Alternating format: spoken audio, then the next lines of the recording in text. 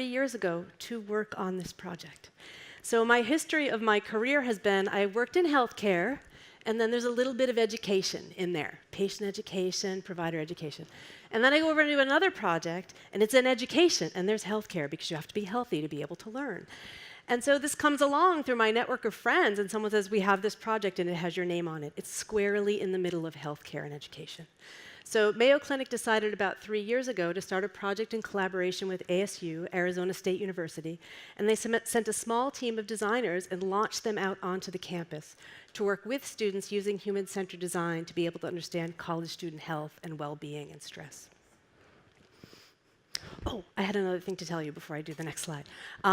What I wanted to say also is when I tell people I work on this, they typically fall into two categories. I say I work on college student health and well-being. One camp says, why? College students are pretty young, they're pretty healthy. Why are you working on that? Why does Mayo care about that? Then the other camp says, oh, my son, daughter, niece, nephew, friend's friend, and they have a story about a student who is struggling and suffering.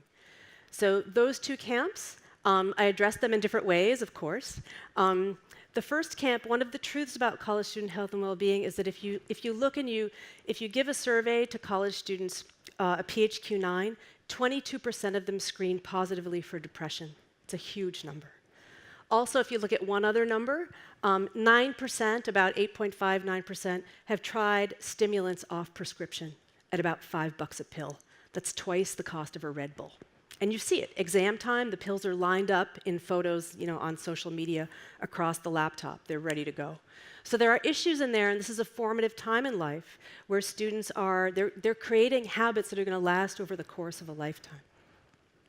For people who they know someone who's struggling, I try to tell them that they're not alone and that we're trying to work on this problem, and then engage them in conversation like we have here today at MedX to find out what are the details of that situation and if there's any resources I can point them to help.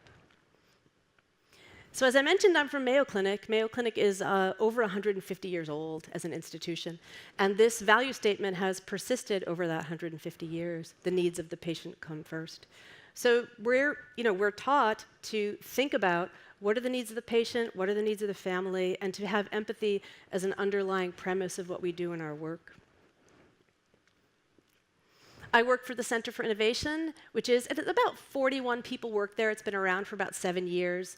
It's a mix of designers, physicians, IT specialists and developers, project managers, innovation coordinators, and we all work in these interdisciplinary groups using human-centered design methods, which I'm sure a lot of you are familiar with from the conference. Scanning and framing, looking at the problem, talking to people using ethnographic methods, experimenting, so figuring out what concepts might work to address the problem that we're looking at, prototyping, coming up with prototypes and testing those in the environment, and then seeing how the work that we do can have impact. So I and another designer, Allison Dunphy, were launched out onto the ASU campus to work with students, and we engaged in human-centered design practices that you all might be familiar with. We held workshops with students.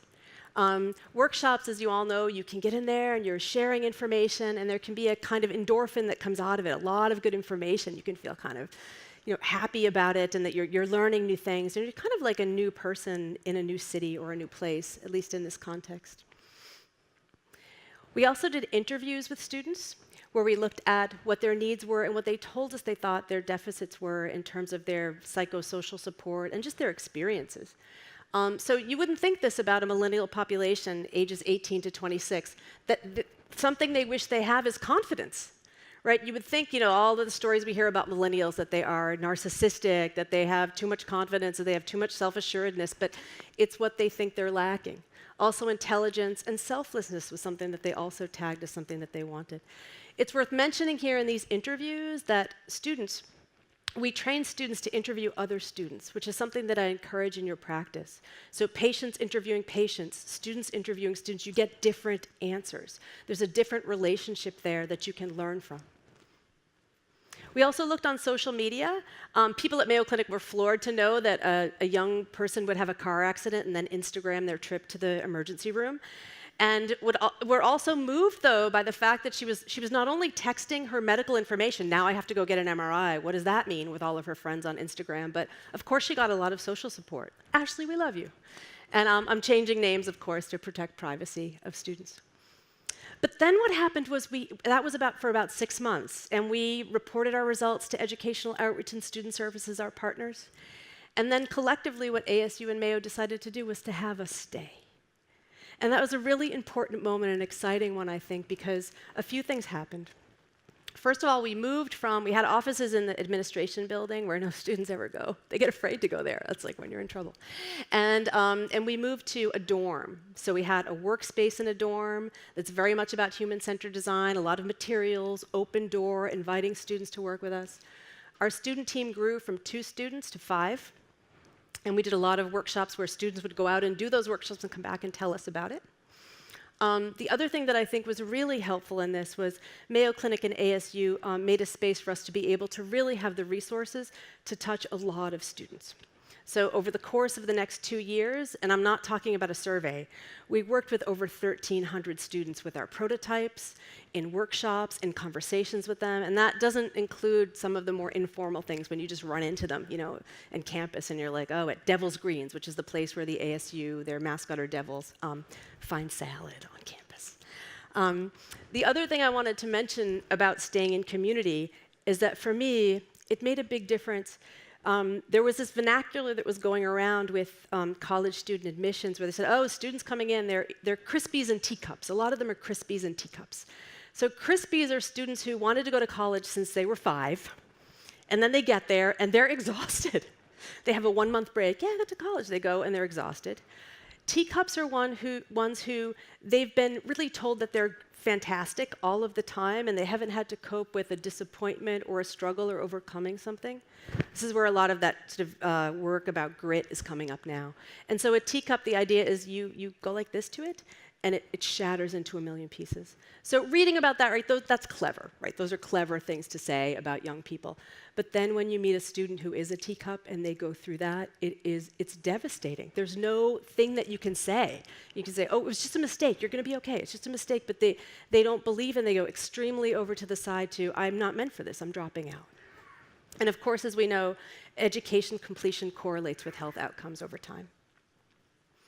So the other thing that happens when you stay in communities, you ride the wave of what's going on in terms of student stress. There's a short outage in the Wi-Fi during registration day, and students are running into your office and throwing open. You don't know them. They're throwing open the door and saying, like, "Do you know the Wi-Fi? And I have to register for my bio 165." Right? So you share that kind of experience with them and really understand more of the details of what it's like to be on a campus. So we worked in collaboration with our student team, with student wellness groups, with student health groups, and with students that were recruited by Educational Outreach and Student Services at ASU to work with us. And we came up with 32 concepts that we thought would address different kinds of needs on campus. They were everything from things that are off the shelf, like crisis text line, you should implement that, to things that are more forward-thinking, like, oh, you could have a lab in the health center where there's neural hacking. You might not want to do that today, but you might want to do that today. And we had students vote. We asked them, okay, which concepts do you think are timely? We should do them right now or yesterday. Which concepts do you think, would have the most scalability? Which ones do you think would spread and so many students would use it that would make an impact on the community? And then the third one was, all right, which ones do you think will have the most impact on improving stress and well-being outcomes? So they voted with the colored dots. And we came up with 3 that we prototyped. And we had to do a robust prototype in this project because part of the idea was to show how these things could work at scale. Typically, you might be working with 10 or 15 different people to test a prototype. This was more about scalability. So we built, in collaboration with the students, we built a freshman mobile app, which is given to freshmen. It helps them with health and well-being, educational information. If a student has a pre-existing health condition, they can put information and they can get coaching about how to deal with that, for example, with their professors. We put lightweight behavior change activities in there where students could say, here's a barrier I think I have. What are you going to do when that happens? And I'll talk a little bit more about that later. The second thing that we developed in collaboration with students and staff was an iPad app that's now being used in counseling services at ASU. So mental health, as I mentioned, is a big deal on college campuses. More students are walking through the doors of counseling, and they need tools. There aren't enough resources to be able to address all of this. This iPad app is now being used in one-on-one counseling services at ASU to be able to see if it has an impact on therapeutic practice, and also if it helps students express themselves, and if it could potentially take the place of different screening mechanisms. The third thing we did was one of my favorite things. It comes right out of human-centered design. It's a toolkit where any group of peer leads on campus, peer health leads, trained or untrained, can take this toolkit and go out and do activities in the residence halls, in the 101 class, the Welcome to ASU 8-week 101 class that happens on campus. And we trained 60 students to use this toolkit, and they've been running this in the College of Liberal Arts and Sciences. The idea of it is you get students together in a community, you teach them about one particular kind of health idea, and that's broadly stated, and then they walk away after talking with their peers with one tiny little intervention and habit for themselves that they commit to. What I wanted to mention about the freshman mobile app is that, and this is where the empathy part comes in. I know I haven't been saying empathy, empathy, empathy over and over again in this talk, but what happened in this work is that we shifted from empathy as a one-on-one interaction to being a consensus-driven community activity. So when we built the freshman mobile app, we collaborated with a lot of students. Students had effect on every part of this app: the color, the look and feel, every piece of content. A piece of health information, they said, oh, it can't be more than 2 lines or 2.5 lines. We're not going to read that if you do that. Certain color schemes look too childish, down to what kind of health information did they want to have in that app, and how to help students who had pre-existing conditions. So they were showing empathy and compassion for fellow students, whether they had a pre-existing health condition or not, within the design of the app. That all had to become in consensus with staff at ASU, who work in healthcare and wellness, and subject matter experts and staff at Mayo Clinic. So there's a lot of conversation happening about this app, and to be able to put it forth after as a consensus-driven product, or prototype in this case. It's not a product yet. One thing that I did wanted to mention, and this is my lament and ask, like working on digital platforms, it's so slow. We couldn't throw it out after it. We couldn't say, this one? No, okay, let's do another one. So, okay, we have to develop it, for an iPhone, which was the platform that students helped choose. And so we have this idea of like, Agile, it's so awesome. Agile is really, really good, but it feels more like it's 85% not Agile, and then you get this other little bit of wiggle room. So I wanted to put out a call for that. We tested the freshman mobile app on campus. 750 students signed up for the study, huge study.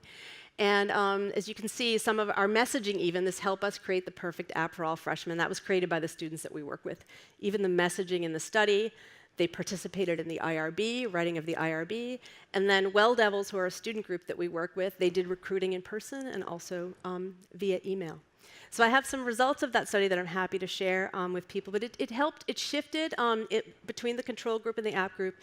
There were improved health self-efficacy scores, engagement scores, and social connectedness with the group that used the app.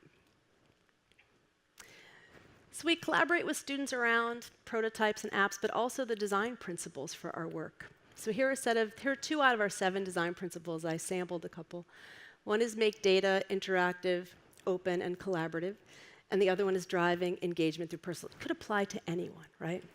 So here's Alexis. She's a student that we've worked with for the past 2 years, and this is her. You might want to rethink that a little bit look. So what she brought out when we said, okay, Alexis, read these. We gave these to a bunch of students, said, read them, give us feedback, what do you see? And the idea of diversity, inclusion, and inclusion was not explicit in the design principles. It was implicit, and they said, no, bring it out. You have to state that. And that manifests in ways like me saying LGBTQ, and then Alexis saying IA, from the other side of the room, to be able to foster that kind of inclusion and make it real within our practice. For the last few minutes, I'm going to talk a little bit about the idea of making data open, interactive, and collaborative. So students, of course, they want to know that their data is being taken care of by Mayo Clinic and ASU. They have their student record. They have their student health record. They might have a medical record, or many, many of them, electronic health records. So they're thinking about this in a pretty, I think, sophisticated way. So we had discussions about, all right, are you your BMI? That was is that who you are? Are you this number? And the answer typically was no. And then another question was, well, are you your data exhaust? There's this idea that all this data is happening, and then it's going to tell you something you don't know about yourself, or it's going to broadcast to somebody else who you are. So I worked in collaboration with some students, and we did an activity, and we said, okay, well, let's all generate a huge list of data that somebody would need to be able to understand us. If we had control of that, what would it look like? So here's Vallari. I'm going to read a few of these out to you. So peer pressure is an issue, whether you're in and outside of a residence hall. Body issue. One big one with students is never having any time alone. That's an issue for students. That's really a huge stressor for them. GPA, of course, that's one of the big ones. So for Valerie, if you look at her, she might be having a bad day, or she might be depressed, or might be feeling sad. So all of you know this. Valerie created this data, and it's a fictionalized version. So this does not reflect who she is. So if her parents are watching, don't get concerned. So honesty with family and friends was a variable that they called out, a data point that they called out, that's not going to be collected by any censor. You have to be able to know and ask, and it's a self-reflective act. Her family responsibility is high, her social connectedness is low, and her GPA is falling. So that's Valerie.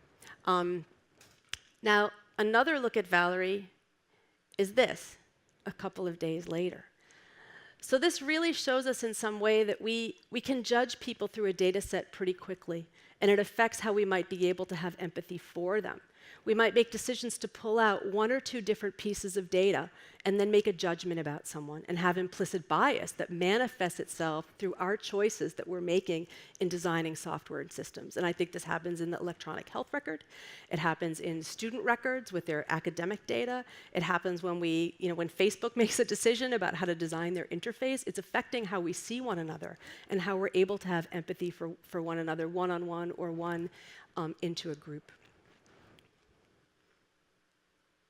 So I wanted to say thank you to my co-authors on this talk, Alison Dunphy from Mayo Clinic, Alexis Katinci and Valerie Somayaji, who you met, who are students who we worked with at ASU, ASU Educational Outreach and Student Services, and 3 other members of our core team at Mayo Clinic, Ryan Miller, who's our IT specialist, Marianne Hare, project manager. If you're ever working with 2 big entities, have an awesome project manager.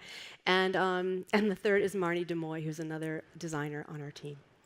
Thank you very much.